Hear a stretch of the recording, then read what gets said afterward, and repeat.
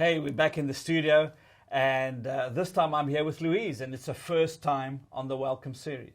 So welcome, Louise. It's great to have you in the studio with us, and thank you for all the help. Thank you for everything that you've done to get this to this point. Thank you so much for having me, Isaac. It's a real honour to be here. For some time now, I've been following Isaac and his team, so to actually be here on this side of the camera is really, really strange. So, Isaac, what's on the menu this time? Menu, get it? Kitchen.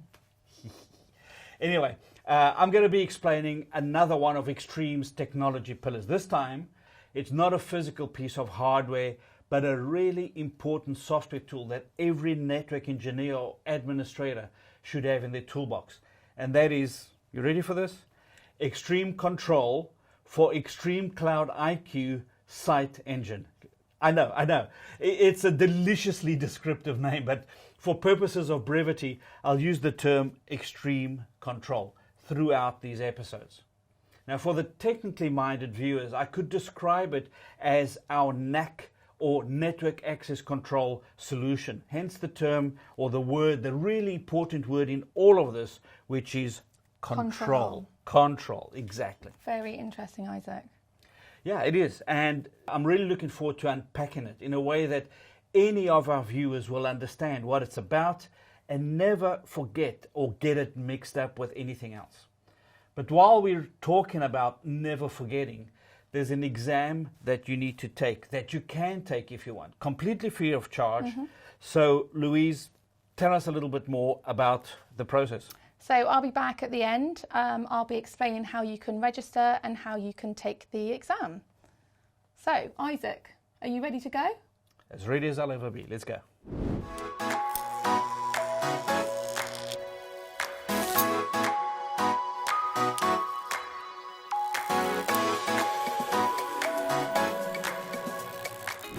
A few years ago, I used to travel to Geneva quite regularly on business. And like all countries connected to the European Union, they had a passport queue for European citizens and one for those from outside the European Union.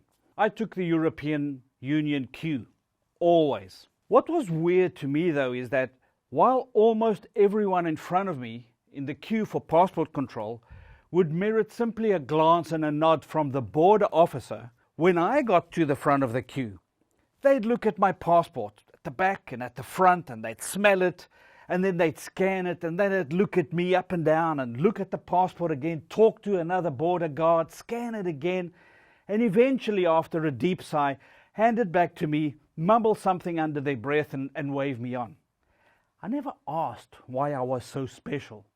And they never volunteered information either. To be honest, they were never rude or anything. It was just weird because it happened every single time. Now, why am I telling you this when we're talking about a product called ExtremeControl from Extreme Networks? Please bear with me, because if you get this, you'll get exactly what ExtremeControl is all about.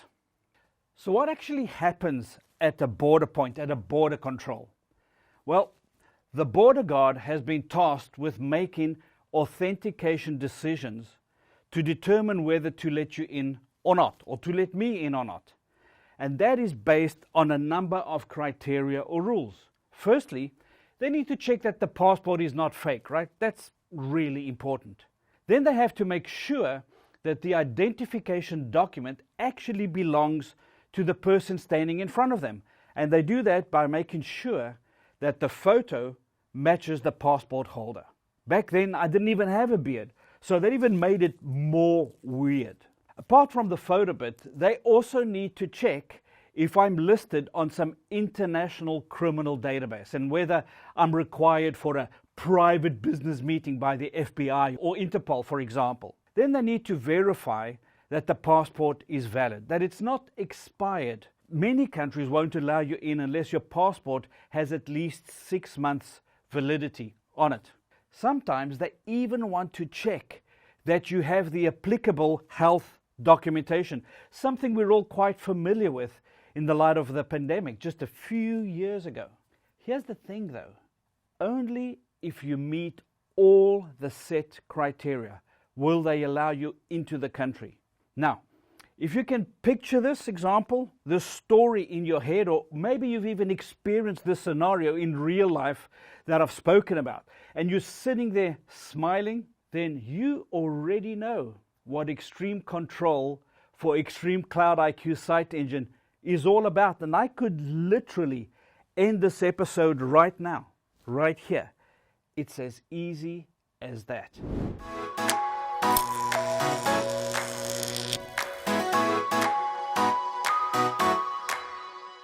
ExtremeControl for Extreme Cloud IQ Site Engine.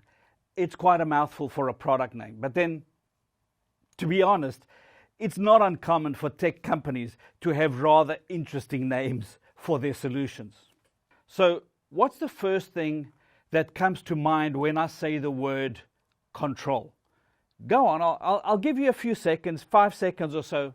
Control.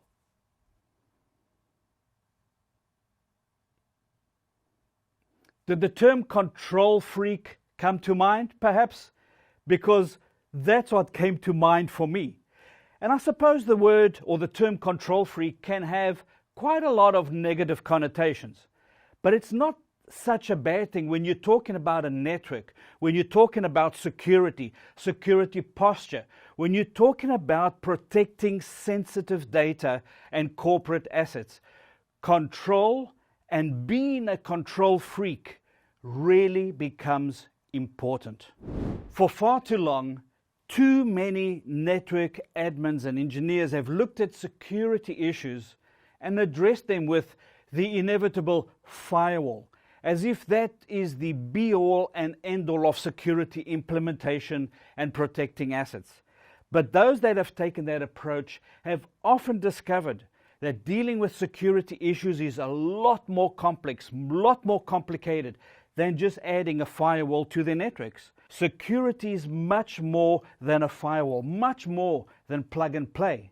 We, and by the way, when I use the term we, I'm referring to not only network engineers or administrators, but also to non-technical people, perhaps like you, the viewer, who often needs to make decisions that have an impact on the security approach an organization takes. Maybe you're the decision maker, or you are the one who pays the bills. We have to think about security as a much broader subject than just a firewall. Our security approach has to be baked into the entire network of an organization, the entire fabric of an organization. And by that I mean we need to think about every possible entry point into our network, from the very edge all the way into the core. If you don't control this, you are vulnerable, in spite of your shiny new firewall. The old adage that you're only as strong as your weakest link is absolutely true. Now, for all intents and purposes, this is important, right? We should not imagine that all the bad actors that want to come in or come in via the border or the gateway, to use a more technical term. The firewall is no longer the only vector of attack.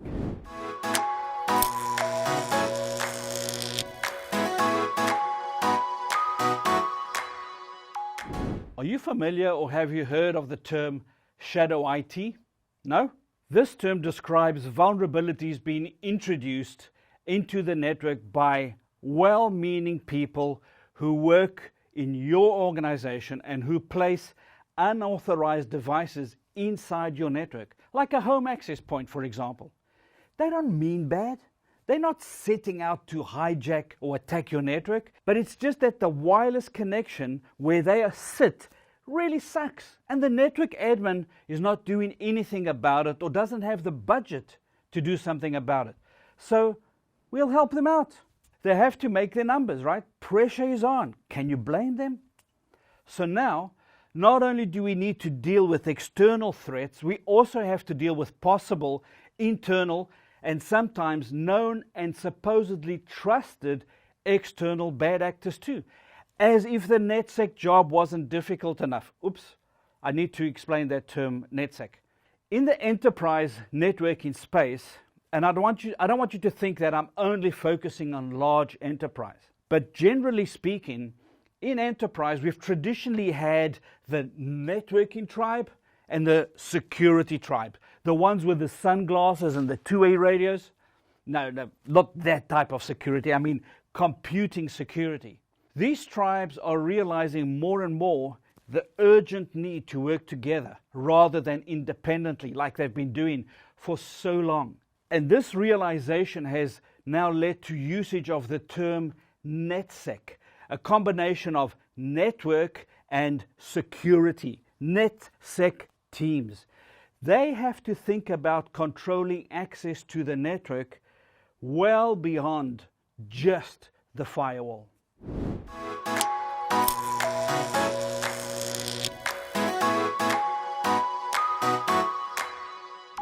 Can I explain ExtremeControl in one short sentence? Well, I can certainly try. ExtremeControl is a software application that works by examining the devices that want to connect to a network before granting them access. That's it. It verifies things like the device's identity, its operating system, antivirus software, and security patches.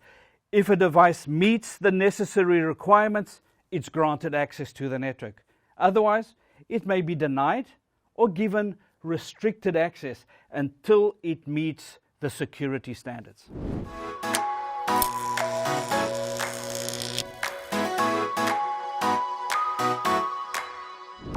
Here's a very relatable analogy. I, as an employee of Extreme Networks, decide to go on a cruise for 3 weeks. No phone, no laptop, no nothing. I get back, and a day after that I need to pop into the Reading office for a meeting. Am I an employee? Yes. Is my security card valid? Yes. Can I get through the office doors? Yes. But guess what happens when I try and connect to the network in Reading? That's right. When the border guard inspects my personal credentials, it says, yes, I know this person, username, password, we're all good on that. And then it goes to my device to identify that device, that machine. Guess what? They notice my machine doesn't have the latest operating system update. And if I was on a certain operating system, nudge, nudge, wink, wink, then you know the drill, right? You update, then you update again, then you update the update, and you do that twice more. But that's not all, because once all of that's completed, the border guard might still not allow me in because my antivirus hasn't been updated in a while. And once that's done, the border guard might say, there was an office update that you need to install before you can get onto the network. Once all of this is done, I'd be allowed access to the network. My machine would as well. And then I'd probably have to get the same thing done if I wanted to use my tablet or mobile device in the office. So, meet the criteria and you're welcome in. Don't, I can't let you in. The story doesn't quite end there, and I can see your brain ticking over right now and going, yeah, but what if the machine is not allowed on the network? Then how can it get updated, right? That's a great question, and thank you for thinking that and asking that. Hang that on the clothesline for now, and I'll iron that question out a little later.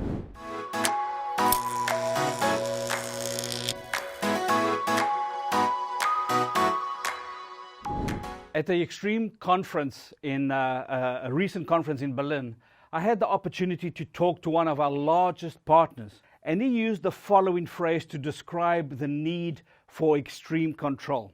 Can you just hold up that post? Yeah, that one. Thanks. 99% of companies do not know what kind of devices, how many devices, and what type of devices are connected to their infrastructure. Thank you. It's literally like they fly in blind. And then he went on to say that one of the greatest satisfaction that he sees when customers install ExtremeControl on their networks is the relief when they come to the discovery of these previously unknown devices. Sometimes these devices are there for years. Many of them legacy devices. No one knows who put them there, or sometimes why they are there in the first place. In fact, This same engineer told me they don't do any network installations unless ExtremeControl is part of the solution. Imagine that. So if NAC is the modern approach to securing device access to the network, then what was or is the traditional approach? It's important to know that, right? Well, the traditional and most common approach to securing a network was done using what we call a port-based approach. And so we would have a switch and we would say, okay, port 1 to 6 is for our users, port 7 has access to the printer or the printer VLAN, port 8 is for the CCTV VLAN, and the rest, well, they're not used. This was the kind of the rudimentary and initial approach, although to be fair, this approach or mentality still exists in many networks today. People generally didn't see your network closet, your network cabinet. So no one really had any business fiddling in the cabinet and plugging in cables, etc. But how many data cabinets have you seen that are properly locked down or secured? I bet any NETSEC people watching this are going, yeah, not many, especially in smaller businesses. Almost nothing prevents somebody from unplugging a particular device or plugging in another device into your switch, a listening device, for example.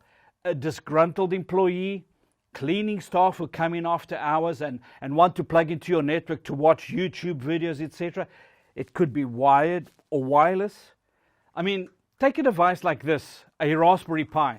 This one is colorful, right? Because I clothed it. But if I remove the apparel and connected an Ethernet cable to it and a USB cable to power it up, and I ran it through a patch panel, would this be noticed? At the end of the day, they're just devices that bypass your border post. So port-based approaches are not really the answer to security. They don't offer any protection at all against unauthorized devices.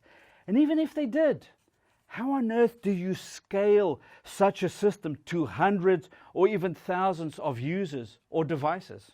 By now it should have become evident that network access control is a requirement for almost all businesses.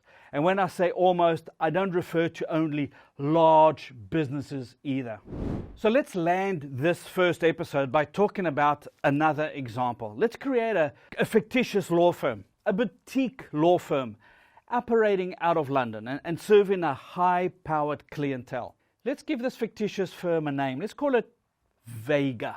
They might only have 10 barristers or lawyers working for them, but all of these are absolute experts in their fields ranging from intellectual property, divorce, banking, international relations, finance, criminal law, and they might have a full staff complement of say 40 or 50 people in total. By all accounts, a small firm. What should be their approach to network security? Should they go for a port-based approach? Be manageable. Everyone knows each other in the company. Everyone is trusted. No worries there, right? And I can hear you thinking, yeah, maybe not a good idea. Why not? Because it's not the physical number of users that determines the security level required. Can you imagine the worth of inside knowledge about a high-level divorce case, investment decision, or even intellectual property for an invention such as a cure for cancer being leaked or stolen? It's not the size of the network that determines the sophistication or the approach to security, but it's a deep understanding of the value of the data being protected and the implications for the business if a breach were to occur. There's no such thing as a one-size-fits-all approach. Every case, every business has to understand its risks, and that alone should determine if NAC is a necessary solution. Getting it wrong can literally ruin the reputation of a brilliant business and bring it to a financial dead end. And on that cheery note, we'll bring this episode to a close. See you in episode 2, where we'll dive in a little further to that flight to Geneva.